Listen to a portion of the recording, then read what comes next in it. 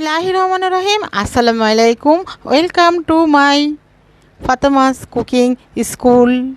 Hi everyone. I am Fatema.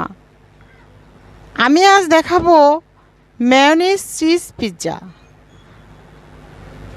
আমার এই রান্নাগুলো যদি ভালো লেগে থাকে লাইক শেয়ার এবং সাবস্ক্রাইব করবে, পাশে থাকা বেল আইকনটি বাজিয়ে যাবে আর অল বেল আইকনটিও বাজাবে, তাহলে সারা জীবনের জন্য চলে যাবে আমার নিত্য নতুন রান্না তোমাদের কাছে।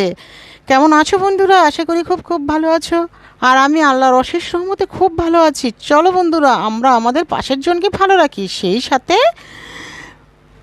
5 ওয়াক্ত নামাজ পড়ি, তাহাজ্জুদ পড়ি, নফল পড়ি, উভয় মা বাবাকে শ্রদ্ধা করি, সৎ থাকি।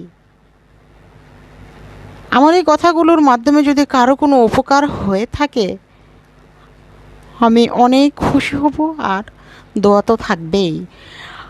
এই তো আমি 2 কাপ ময়দা নিয়ে নিয়েছি, 2 টিস্পুন ইস্ট নিয়ে নিয়েছি, এখানে চিনি নিয়ে নিয়েছি 3 টেবিল স্পুন, 1 চিমটি লবণ নিয়ে নিয়েছি। এখন আমি এগুলো খুবই ভালোভাবে মেখে নিচ্ছি। আজ আমি 2টি ডিম ছাড়াই করেছি।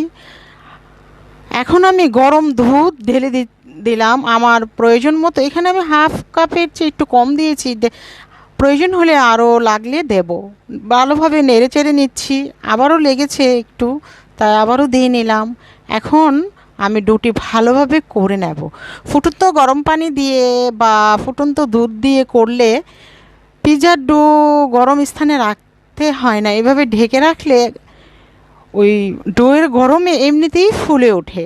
আমি এই নিয়মে করলাম, আর গরম সাইডে রেখেও আমি করেছি, বহুত দেখিয়েছি। এই তো একদম ফুলে উঠেছে। আমি এখনও পর্যন্ত কোনো গরম সাইডে রাখিনি, তার কারণ হচ্ছে আমি ফুটন্ত গরম দুধ দিয়ে করেছি। এই যে ফুলে উঠেছে, এটি আমি এখন ভালোভাবে একটু ময়ান করব, করে আমি একটু তেল দিয়ে ঢেকে রেখে দেব, কিছুক্ষণের জন্য রেস্টে রেখে দেবো। এই তো আমি তেল দিয়ে নিয়েছি এবং রেখে দিয়েছিলাম। এখন আমি আমার প্রয়োজন মতো প্যানটা লাগবে যতটুকু, ঠিক ততটুকু নিয়ে কেচে দিয়েছি, রেখে কাঁটা চামচ দিয়ে কেটে দিয়েছি। এই তো আমি মেয়োনিজ দিয়ে নিচ্ছি। যেহেতু এটি মেয়োনিজের পিৎজা, অবশ্যই মেয়োনিজ আগে দিয়ে নিতে হবে। আর মেয়োনিজটা আমার নিজস্ব করা, আমি খুব ভালো করে মেয়োনিজ দিয়ে নিচ্ছি। এখন দিয়ে নিচ্ছি মেয়োনিজ দেওয়ার পরে সসেস গরম পানি দিয়ে ধুয়ে কেটে দিয়ে নিচ্ছি। এখন দিয়ে নিচ্ছি মাশরুম গরম পানি ধুয়ে কেটে দিয়ে নিয়েছি।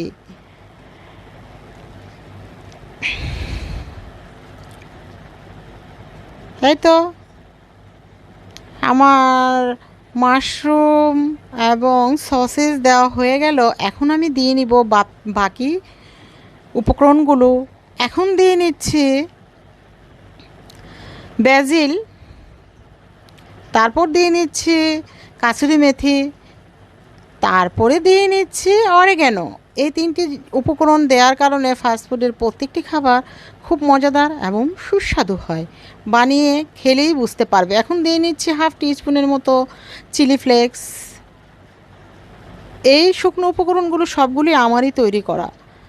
এখন দিয়ে নিচ্ছি চিজ, প্রচুর চিজ দিয়ে নিচ্ছি। পিৎজা মানেই চিজ। আমার চিজ দেয়া হয়ে গেল। আমি ওভেনটি আগে থেকেই প্রিহিট করে রেখেছি। এখন আমি ওভেনে দিয়ে নেব।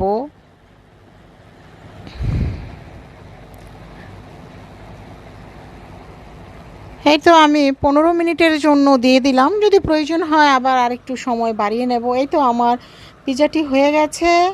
আমি এখন নামিয়ে নিব। হালকা কালার করতে পারো, কেউ এরকম সাদাও রাখতে পারো, কোনো সমস্যাই হবে না, এটা নিজের মনের ইচ্ছা। এই তো আমি পিৎজাটি নামিয়ে ফেলেছি। পিৎজাটি নামিয়ে এখন আমি পিৎজা প্যান থেকে ছাড়িয়ে নিচ্ছি। এই তো চিজ টেনে নিলে চিজ আমার দিকেই চলে আসছে খাওয়ার জন্য। স্লাইস করে নিয়েছি, খেয়ে দেখবো এখন কেমন হয়েছে। একবার মেয়োনিজ চিজ পিৎজা বানিয়ে খেয়ে দেখবে কেমন হয়েছে। আমি তো খেয়ে দেখলাম, খুবই মজা হয়েছে। সবাই সবার পরিবারের জন্য দোয়া করব। সবাই সবার মতো করে ভালো থাকবো। আসসালামু আলাইকুম, আল্লাহ হাফেজ।